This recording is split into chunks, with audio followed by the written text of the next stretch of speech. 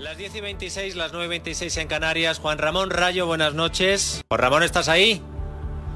Sí, estoy aquí. Bien, qué susto me había dado. Domingo estaba preocupado, estaba a punto de salir del estudio a buscarte. Domingo Soriano, buenas noches. ¿Qué tal, Brandao?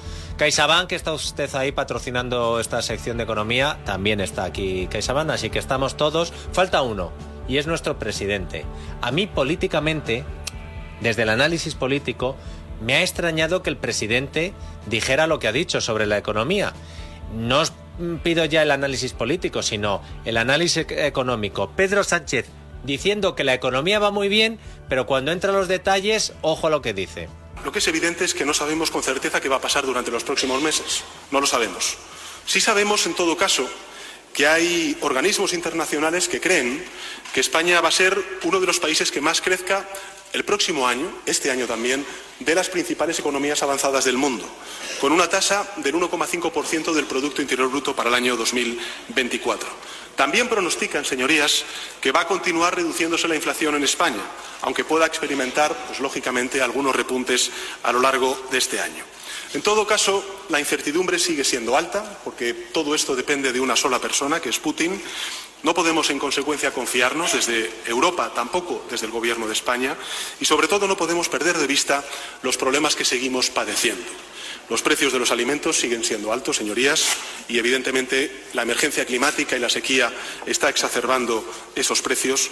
El endurecimiento de la política monetaria pues ha hecho que las políticas, o mejor dicho, las hipotecas de muchas familias se hayan encarecido drásticamente en estos últimos meses. Todavía hay miles de personas en nuestro país que quieren trabajar y no pueden. Estoy pensando sobre todo en mujeres y en jóvenes. Y hay muchas familias, por desgracia, que les cuesta llegar a fin de mes. Además, sigue habiendo sectores de nuestra economía muy afectados por esta crisis internacional, como por ejemplo el de la automoción, la construcción o el sector siderúrgico. Al margen de que la culpa sea siempre de otros y que él no tenga ninguna responsabilidad, va un poco, yo no sé si, en línea menos eufórica de declaraciones que hemos venido analizando del Gobierno en este programa, Juan Ramón. Sí, efectivamente, pero a ver, este gobierno durante, yo creo que los últimos meses está intentando mantener un triple discurso que es incompatible, pero claro, como se orienta a distintas clientelas electorales, pues intenta persuadirnos de una cosa y de la contraria. En el discurso del gobierno hay un trilema económico muy evidente. Por un lado, el gobierno nos dice que la economía va como un tiro. En segundo lugar, nos dice que este gobierno es el gobierno más social de toda la historia y que toda su política se orienta a ayudar a las personas más vulnerables. Y en tercer lugar, nos dice que hay mucha gente, y cada vez más gente, que lo está pasando mal en esta coyuntura tan mala.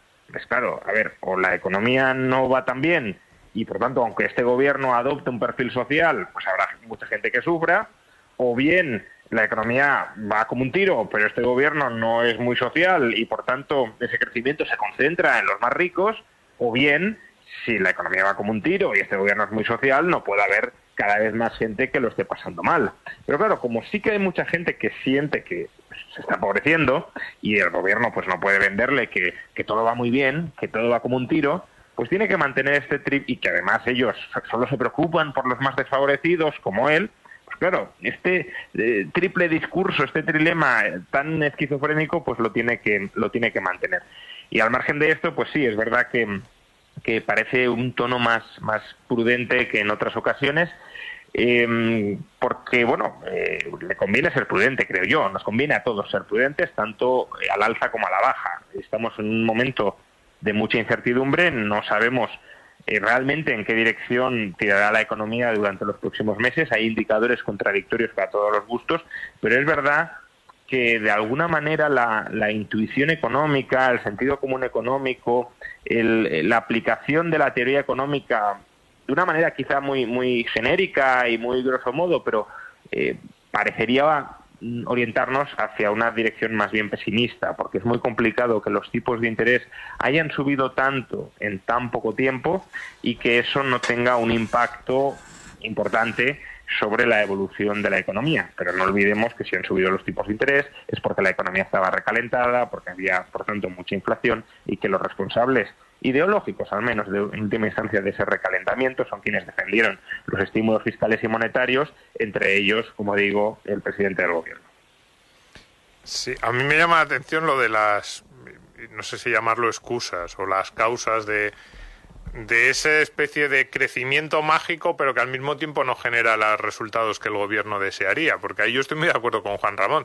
Nos dicen, ¿qué logros ha conseguido este gobierno que destacamos respecto a todos los demás países desarrollados con el crecimiento que hemos logrado en 2022, en lo que llevamos de 2023 y en lo que se anticipa para lo que queda de año?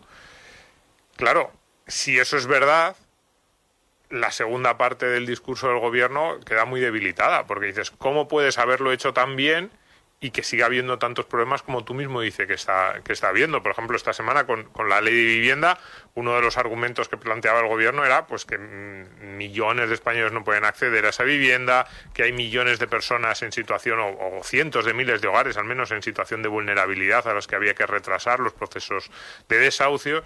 Entonces casa mal los dos discursos, pero me hace casi, no sé si decir más gracia, el tema de las excusas, ¿no? Es decir, mezclamos a Putin, la emergencia climática, el endurecimiento de la política monetaria. No sabemos si todo es malo. Por ejemplo, esta parte del BCE, porque la mezcla ahí en el discurso con Putin y con el cambio climático, y entonces ya no sabe si el BCE está haciendo lo que debe o lo que no debe, se deja ahí un poco colgado. Si el hecho de que Putin, ¿cuánto tiempo nos va a durar Putin para como excusa? ¿Cuánto tiempo? Porque además parece que está ahí una figura amenazante, como que lo que ha hecho todavía no es suficiente, podría hacer algo más, y entonces si hiciera algo más ya él justificaría cualquier tipo de resultado que tuviera. Y luego ya la sequía, que es el nuevo que nos entra ahora y que va a durar, porque probablemente no, seguro, una situación como la actual de pocas lluvias va a generar tensiones en los precios de los alimentos, en los precios de la alimentación. Eso va a tener impacto en la inflación y efectivamente el gobierno va a tirar de esa excusa durante muchos meses. A mí lo único que me da la sensación respecto a tu pregunta de si es más tranquilo o ha rebajado el tono el gobierno, es que quedan muchos meses antes de las elecciones generales y puede haber muchas malas noticias. Entonces, esa especie de cuento de hadas de todo va bien no puede sostenerse. Yo creo que electoralmente es negativo si no lo acompañas de datos realmente buenos, y no hay perspectiva de que este 2023 sea tan bueno como el gobierno anticipaba, pero quizás en términos comparativos, pero esos términos comparativos siempre hemos dicho que están muy viciados por el hecho de que España fue el país que más cayó entre 2020 y 2021. Entonces, claro, que luego recuperes algo más es lógico, pero sigue siendo el último de la clase, el que está más rezagado respecto al nivel importante que sigue siendo el de diciembre de 2019 a la hora de comparar. Claro, es que vosotros lo sabéis perfectamente, Domingo Rayo, que en la economía uno puede hacer un análisis muy diferente dependiendo de a qué datos se agarre. Hoy había uno que no era precisamente como para que el gobierno presumiera, y es en ese informe de la OCDE sobre que España es de los grandes países de la OCDE el que mayor caída ha tenido de los salarios reales. Porque tú puedes estar diciendo, no, los salarios subieron un 1, 2, 3, 4%, pero si los precios te han subido un 9, 10, 11% y encima te han subido más los impuestos, al final hay un empobrecimiento que luego a lo mejor no se está transmitiendo y la gente dice, pero yo veo las terrazas llenas y en Semana Santa se ha ocupado todo.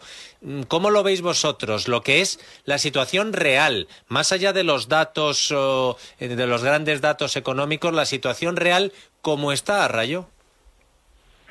Bueno, yo creo que este informe de la OCDE, como dices, tiene dos mensajes importantes. El primero, que España es uno de los países o el país donde más han caído los salarios reales, y esto va muy de la mano con ese supuesto indicador de bonanza que tanto le gusta a este gobierno pregonar, y bueno, tiene sentido que lo haga, que es la buena salud o los buenos datos del mercado laboral. Claro, si tú rebajas mucho los salarios, pues el mercado laboral tenderá a crear empleo. Esto no es ninguna sorpresa. Justamente lo que decían que quería hacer la reforma laboral de Rajoy para en el año 2012-2013 volver a crear empleo era degradar los salarios, bajar los salarios, y estas mismas personalidades que ahora ocupan el gobierno en ese momento se estaban oponiendo firmemente a cualquier rebaja salarial que fuera encaminada a reducir empleo. Había que crear empleo sin bajar salarios. Bueno, pues ahora estamos creando empleo porque se están bajando salarios en términos reales, no en términos nominales, sino en términos reales por la inflación. En 2012-2013 no había inflación y la única forma de bajar salarios era bajando los salarios nominales, pero ahora no se bajan los nominales, pero sí los reales, ya digo, por la inflación. Y el segundo dato relevante, como dices, es que la OCDE también le recrimina a España que ha sido el país que menos ha protegido fiscalmente a los salarios, porque claro, si los salarios reales caen, si la gente se empobrece, si la capacidad económica de los ciudadanos ha caído, pues entonces en un sistema fiscal progresivo, como es una figura fiscal progresiva, como es el IRPF, el tipo impositivo medio tendría que bajar. Lo que se nos dice es cuanto más ganas, más pagas, y por tanto cuanto menos ganas, menos pagas. Pero aquí lo que ha sucedido es que ganamos menos y pagamos proporcionalmente lo mismo que en años anteriores, y eso es lo que le reprocha a la OCDE. Oiga, ustedes no han tomado ninguna medida para reflejar sobre el sistema fiscal ese empobrecimiento que se ha producido en materia de salarios, de ingresos. Pero claro, a la OCDE esto lo atribuye a una especie de ineficiencia del sector público español, cuando en realidad tiene una explicación mucho más sencilla, y es la eficiencia y voracidad recaudatoria de ese sector público. Son muy conscientes de lo que hacen, y lo que hacen es utilizar la inflación para sablear a los ciudadanos. Sí, yo en esto estoy completamente de acuerdo. El gobierno está encantado, de hecho. Yo creo que con lo que está ocurriendo desde el punto de vista recaudatorio. De hecho, a ver, la ministra de Hacienda cada vez que sale lo celebra. O sea, no he escuchado nunca, no sé si la ha habido, pero yo creo que no hemos escuchado en el último año y medio algo más, algún miembro del gobierno diciendo, bueno, en algún momento quizás, incluso aunque fuera solo un brindis al sol o una declaración más o menos electoral para atraer o no enajenarse del todo el voto del trabajador, pues decir, tendríamos que revisar, tendríamos que ver cómo está afectando fiscalmente a esas familias que lo están pasando tan mal. No, el gobierno, sus declaraciones respecto a los salarios del trabajo, respecto a los salarios, siempre han sido que se puede subir los impuestos al trabajo, que se pueden subir esos impuestos, y que, bueno, pues que hay margen y que es bueno que el gobierno esté recaudando cifras récord. De hecho, la otra reforma de gran reforma de los últimos meses, que es la de las pensiones, todavía se ha incidido más en eso, que siempre hablamos de impuestos al trabajo y parece que nos centramos en IRPF. En todo lo que es la brecha fiscal al trabajo, el gobierno le ha dado una vuelta. Y decía Juan Ramón, que estoy de acuerdo, en algunos de esos buenos datos del mercado laboral pues tienen relación efectivamente con un empobrecimiento. Cuidado, hay dos grandes datos, si miramos los últimos 2-3 años y incluimos esa reforma laboral de Yolanda Díaz, es salarios reales a la baja, número de horas trabajadas y porcentaje de empleos de no jornada completa al alza. Es decir, estamos en un momento en el que, no sé si en esta EPA o en la que viene, quizás podríamos llegar a alcanzar las cifras de 2007, los máximos en número de ocupados, pero ya lo estamos viendo hoy en salarios, en número de horas trabajadas, tipo de empleo. Estamos, pues, desde luego muy lejos de ese mensaje triunfalista que está dando el gobierno. Y, por cierto, incluso aunque lo consiguiéramos, pero esto no se afecta solo al gobierno, que un país como España haya necesitado 16 años, si es que lo consigue, 16 años para recuperar el número de ocupados de 2007, a mí me parece dramático. Domingo, dijiste hace una semana, en el mismo sitio donde estás ahora, que si el gobierno sacaba adelante la ley de vivienda tal y como se estaba planteando, que iba a ser lo peor que había hecho Pedro Sánchez en esta legislatura. El jueves parece que se vota, y creo que además lo que hemos leído no lo mejora, sino que lo empeora. Sí. A ver, es verdad, luego mucha gente, me lo ha dicho mucha gente, te oí el otro día citarme, no sé dónde iba en el coche que te oí. Y en este programa, sí, se llama La Noche de Radio. No, pero que iba justo junto cuando dice amigo. Domingo Soriano Dixit, te digo, ¿qué he dicho? ¿Qué he dicho? Pues lo dijiste. Bueno, es verdad que estaba pensando en la parte económica, que mucha gente me ha dicho, pero incluso en la parte económica, digo, cuidado, porque este gobierno en la parte económica se ha caracterizado por no meterse en demasiados berenjenales legislativos, lo digo así, más o menos. O sea, la reforma laboral, por ejemplo, fue mucho menor de lo que esperábamos, fue menos mala, lo digo así. La reforma de las pensiones en realidad es como una especie de patada para adelante. Dices, es mala, sí, pero en realidad es más reforzar lo que este gobierno para mí se ha caracterizado en la parte económica, que es una absoluta irresponsabilidad presupuestaria. Es decir, no afrontar ninguno de los problemas que son muy graves de la hacienda pública. Pero novedades legislativas, pues no hay tantas tan graves. O sea, vemos los autónomos y podríamos citar casos, y en este caso sí. O sea, yo creo que este caso va a destrozar el mercado de la vivienda, y efectivamente lo que se ha ido conociendo a mí me refuerza en esa creencia de que va a afectar mucho, porque va a dar a las comunidades autónomas...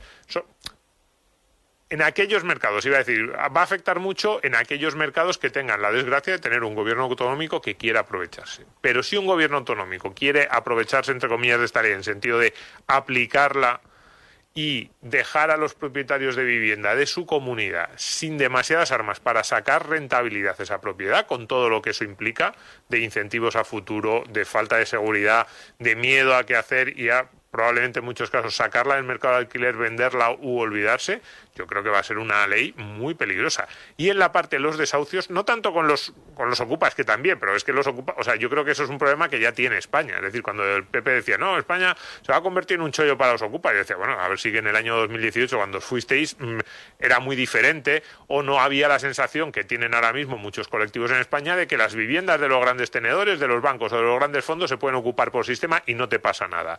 Que es verdad que afecta algo menos esa parte a los pequeños propietarios, pero a los grandes tenedores parece que hay derecho a ocuparle la vivienda. Pues no tanto en esa parte como en la parte de dificultar y alargar mucho los procesos de los inquilinos que no te paguen, que es lo que preocupa al pequeño propietario, tener a un inquilino que no me pague y que eso se alargue y me diga, no, si en algún momento lo echarás, sí, pero ¿cuánto tiempo voy a estar? ¿Un año? 2 años, porque se habían acortado eso es verdad, en el último lustro se habían acortado algo esos procesos, y esta ley lo que hace es mandarle un mensaje al propietario y decirle, si tienes un inquilino que no te paga, ya sea porque no puede o ya sea por mala fe, vas a tener muy complicado echarle y disponer otra vez de tu vivienda, con todo lo que eso supone de pérdida en un activo al que tú le quieres sacar una rentabilidad, porque además alguien dirá, hombre, sobre todo es grave en los casos de mala fe, y a mí me parecen los dos casos, porque en el caso de esa situación, lo que la ley dice, situación de vulnerabilidad, no se puede poner en los hombros del propietario, sea gran tenedor o sea pequeño propietario, una política social, la política social que la hagan los ayuntamientos, las comunidades autónomas o el gobierno, que además nos dicen que son muy sociales todos ellos, sean del partido que sea, pero no carguen sobre los hombros de los propietarios algo que deberían ustedes tener cubierto por su cuenta. Rayo. Sí, incidiendo en lo que está comentando Domingo, los detalles que hemos conocido durante los últimos días, o la mayor profusión de detalles que hemos conocido durante los últimos días sobre el desalojo de aquellas familias que o bien ocupando ilegalmente desde un comienzo la vivienda o ya por un impago sobrevenido, pues no se termine produciendo, ¿no? Como decía Domingo, la ley lo que va a hacer es retrasar y dificultar mucho ese desahucio. ¿Y por qué lo retrasa y lo dificulta? Pues por un lado porque exige muchos más trámites administrativos. Ya de entrada, el propietario que quiera desalojar a un inquilino o a un ocupa tiene que especificar si esa vivienda que está siendo ocupada es la vivienda habitual del ocupa o no. Y claro, no está muy claro tampoco cómo determinar por parte de ese propietario si es su vivienda habitual o no, porque eso lo sabrá el ocupa, si es su vivienda habitual o es su segunda residencia o tercera residencia o simplemente es una ocupación cultural o lo que sea. Luego, una vez determinado si es la vivienda habitual del ocupa o no, si es un gran tenedor de viviendas, es necesario que el gran tenedor de viviendas aporte un certificado de vulnerabilidad económica del ocupa. Pero es que los datos de esa vulnerabilidad económica se los tiene que dar el ocupa. Claro, el gran propietario tampoco los tiene, no sabe si el ocupa es un... Obviamente no será el común de los casos, pero al final te tienes que ajustar a la ley. No puedes saber si es un ricachón que está ocupando porque sí, pues si es una familia en situación de vulnerabilidad económica y en qué vulnerabilidad económica. Y para acreditar eso necesitas datos, y esos datos ¿quién los tiene? El Ocupa, y solo se los puede dar el Ocupa. Además la ley lo dice así, que tiene que obtener los datos con consentimiento o con colaboración del Ocupa. Y luego, a su vez, si el Ocupa está en situación vulnerable, el gran propietario tiene que acreditar que ha concurrido a un acto de intermediación o conciliación con el Ocupa a través de los procedimientos que habilite la administración competente. Es decir, que por ese lado se alarga muchísimo todos los plazos y se nos somete a una incertidumbre muy grande, porque si no colabora el Ocupa, si la administración se retrasa, etcétera, pues imaginemos lo que puede llegar a tardar el desalojo. Pero es que además también la ley, que esto lo comentamos la semana pasada, obliga a que la sentencia de desahucio especifique la fecha y la hora exacta en la que se va a producir ese desahucio. Y, a ver, en principio esta provisión debería tener pleno sentido, debería ser lógica. Si, aunque estés ocupando ilegalmente una casa, no está de más que cuando vaya a llegar la policía y te vaya a obligar a salir, sepas que esa es la fecha y la hora en la que te van a obligar a salir.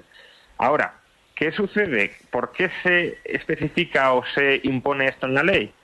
Porque si la sentencia dice, y solo se puede acometer en ese momento la fecha y la hora exacta del desahucio, los movimientos sociales antidesahucio se pueden congregar alrededor de la vivienda para impedir por la fuerza, contra los cuerpos y fuerzas de seguridad, ese desalojo, o al menos para dificultarlo mucho. Y para eso está pensado, porque ahora mismo los desahucios abiertos, donde se especifica que a lo largo de 2 semanas, en cualquier momento, puede ir la policía y desalojar al Ocupa, no permiten, claro, que haya gente permanentemente delante de las viviendas esperando a que llegue la policía para impedírselo. Pero si ya especificas hora y día y solo se puede ejecutar a esa hora y en ese día, pues entonces ya tienes montados piquetes, barricadas, etcétera, para dificultar todavía más esos desalojos. Por tanto, es un auténtico despropósito que añade muchísima inseguridad jurídica en los alquileres y que, por tanto, va a contribuir a reducir todavía más la ya escasa oferta de vivienda.